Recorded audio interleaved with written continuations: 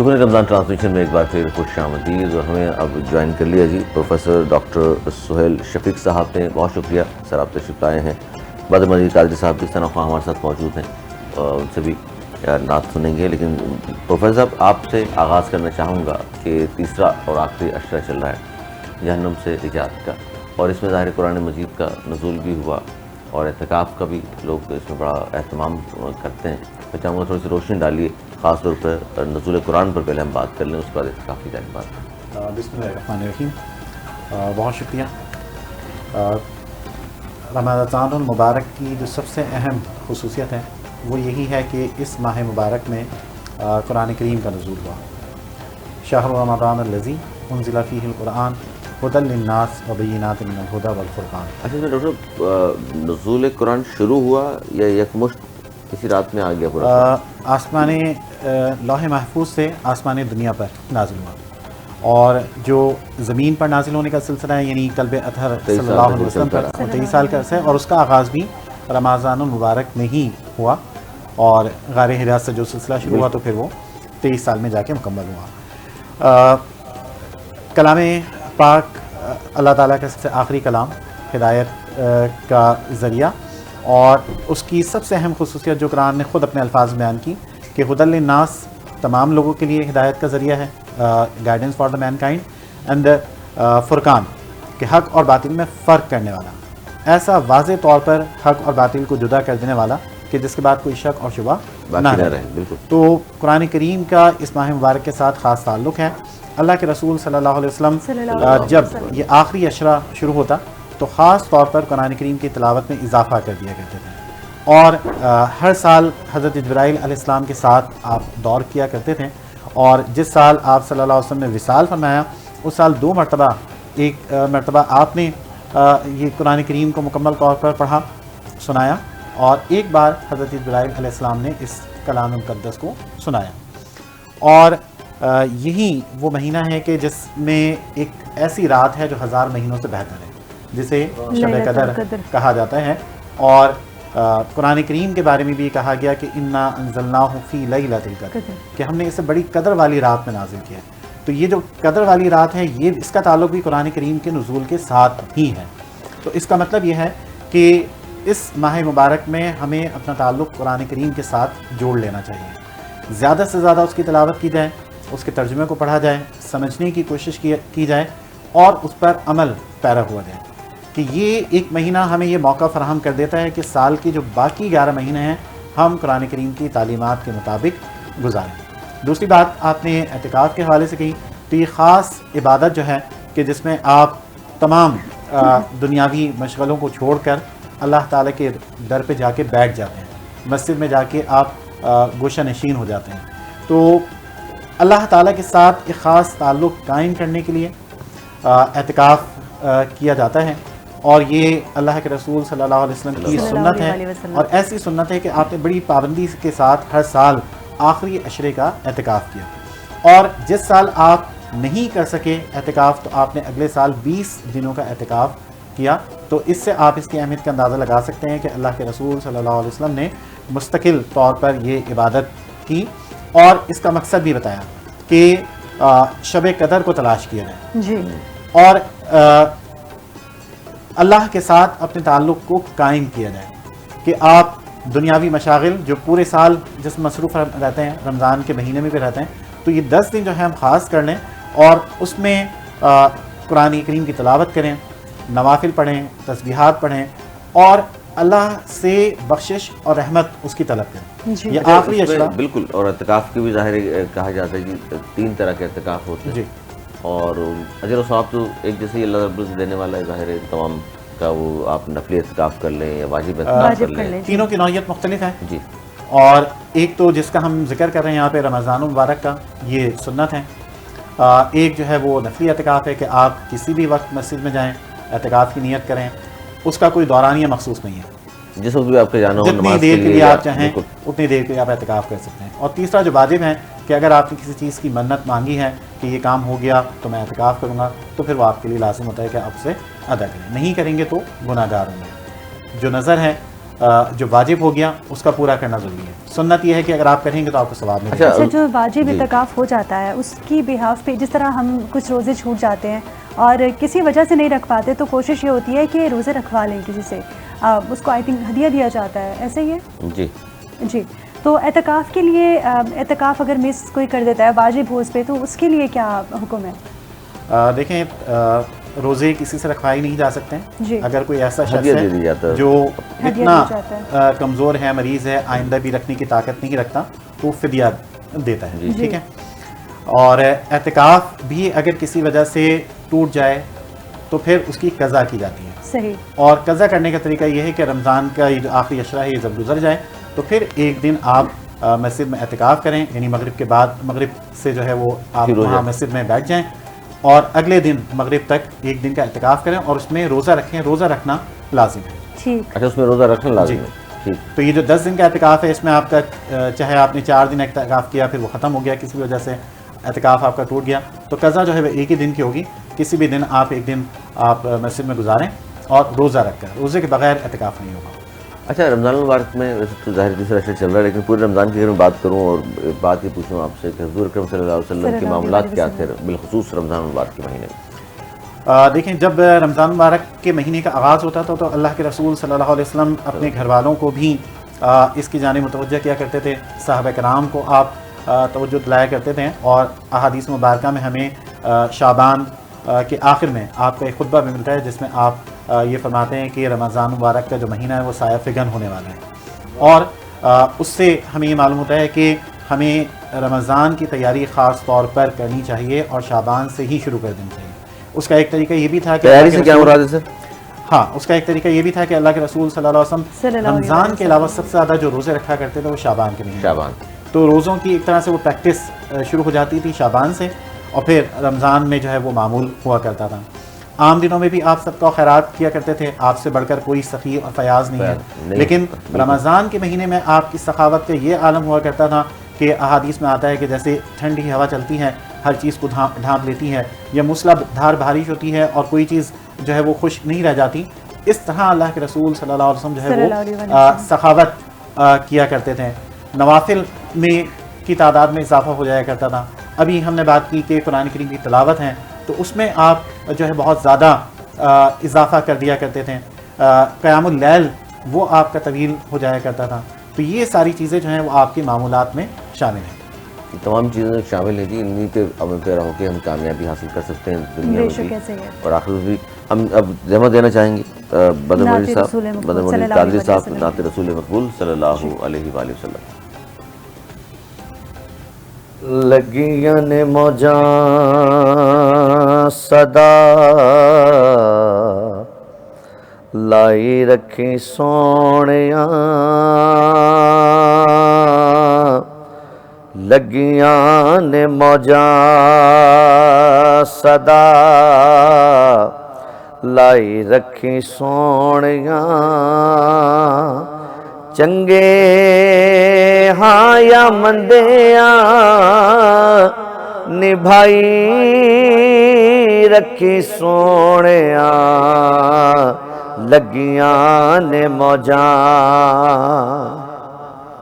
آقا دے غلاماں دا میں ادنا غلاماں,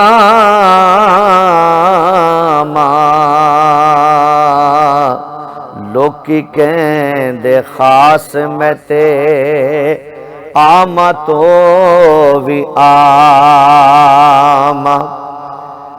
آقا دے غلاماں دا میں ادنا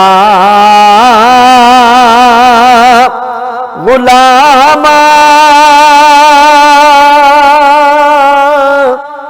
لوکی کہندے خاص میں تے آما تو بھی آما,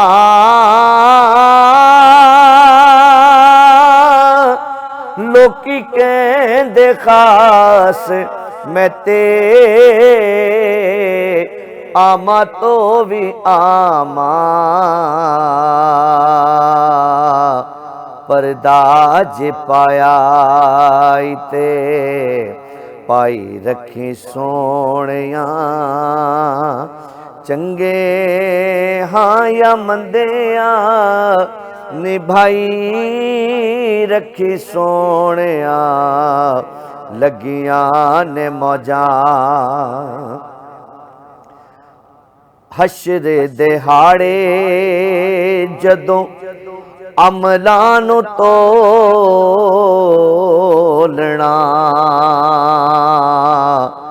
شرما دے مارے میں تے کچھ بھی نہیں بولنا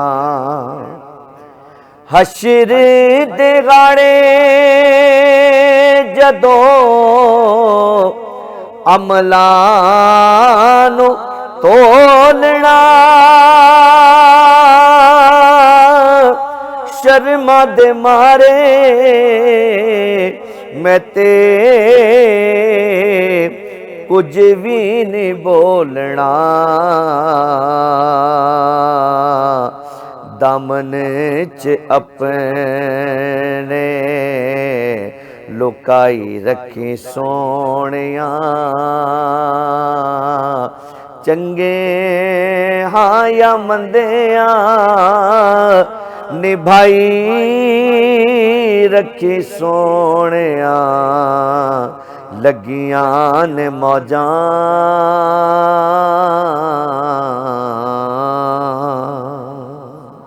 سبحان اللہ سبحان اللہ. بہت ہی خوبصورت انداز میں آپ نے کلام پاک پیش کیا اور بہت ہی خوبصورت آواز میں.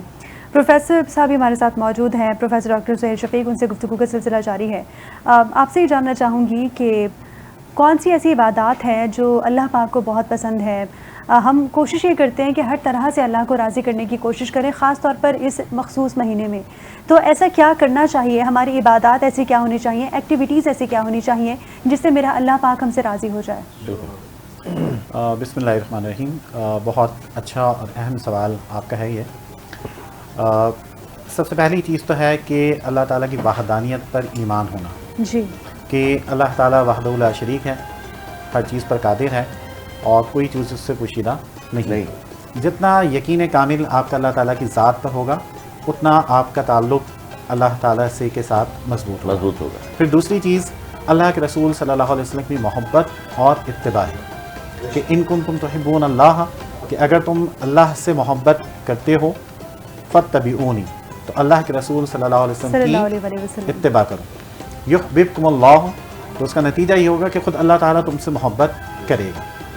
اس کے لیے ہم کئی چیزیں کر سکتے ہیں، جیسے احادیث مبارکہ میں آتا ہے کہ ایک بندہ جو ہے نوافل کے ذریعے میرا تقرب حاصل کر لیتا ہے، یعنی کثرت کے ساتھ نوافل پڑھتا ہے، کیونکہ نفل پڑھنا، نماز ادا کرنا بارگاہ الہی میں حاضر ہونا ہے. بالکل. لیکن میں یہاں ایک بات کہنا چاہوں گا، جیسے آخری عشرے میں شب قدر میں لوگ خاص نوافل پڑھتے ہیں، طریقہ کار معلوم کرتے ہیں، تو ضرور پڑھیں.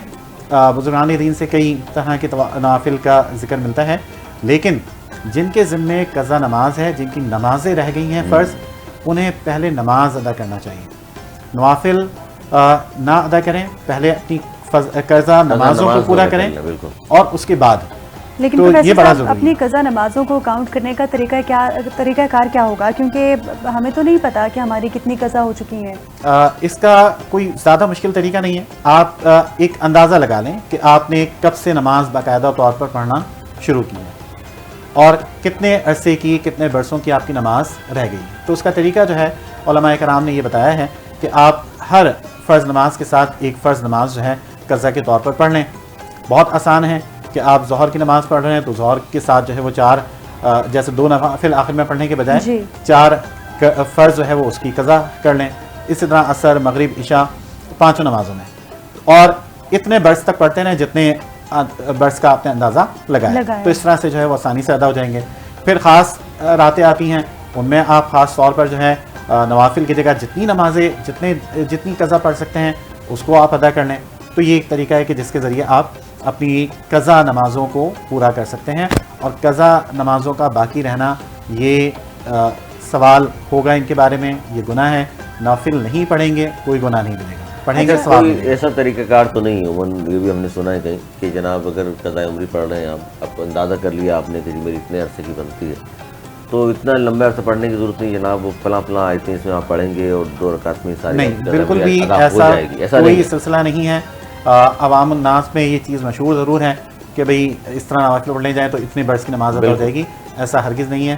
ہر نماز جو جتنی نمازیں قضا ہوئی ہیں ان کو آپ کو ادا کرنا ہوگا، ایک بات۔ پھر اللہ کے ساتھ تعلق کے لیے جیسے پہلے بھی ذکر کیا گیا کہ قرآن کریم کی تلاوت، جی کیونکہ قرآن کریم کی تلاوت کا مطلب یہ ہے کہ آپ اللہ تعالیٰ کے ساتھ ہم کلام ہیں۔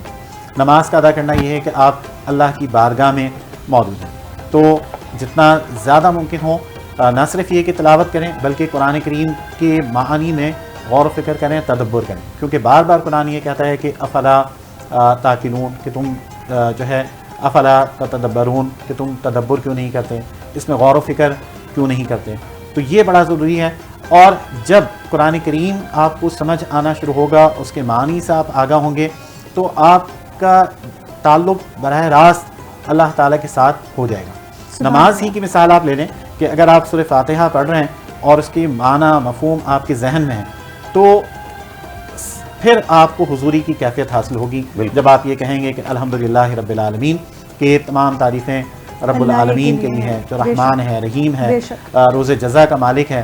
پھر آپ اس سے دعا کریں گے تو وہ دعا آپ کے دل سے نکلے گی کہ مجھے سیدھے راستے پر چلا، ان کے راستے پر چلا جن پر تو نے انعام فرمایا ہے، اور ان کے راستے سے بچا جن پر تو نے اپنا غضب فرمایا ہے۔ تو یہ بہت ضروری ہے۔ اور ایک خاص چیز جو اللہ کے رسول صلی اللہ علیہ وسلم نے ارشاد فرمائی کہ جب آپ سے حضرت عائشہ صدیقہ رضی اللہ عنہا نے دریافت کیا کہ اگر شب قدر مل جائے تو کیا دعا مانگی جائے، تو آپ نے فرمایا کہ اللہم انک عفو تحب العفو فاعف عنا یا غفور یا غفور، کہ اے اللہ درگزر کرنے والے ہم سے درگزر فرما، بے شک تو ہی بخشنے والا اور مہربان۔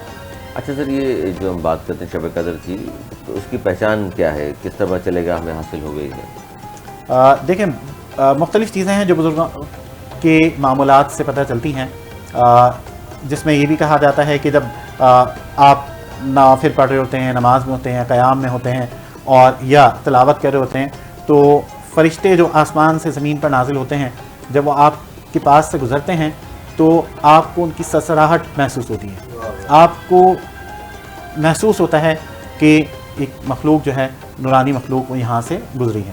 اس کے علاوہ کچھ چیزیں اور بتائی گئی ہیں، جیسے سمندر کا پانی جو ہے وہ اس لمحے اس رات میں میٹھا ہو جاتا ہے کھاری کی جگہ، تو اس طرح کی کچھ نشانیاں ہیں جو بتائی گئی ہیں۔ سر سمندر کا پانی تو چلے ٹھیک ہے، لیکن آپ عام شخص جو گھر میں عبادت کر رہے ہیں اس تک کس طرح، اس کو کس طرح پتہ چلے گا کہ اس نے شب قدر کو پا لیا ہے؟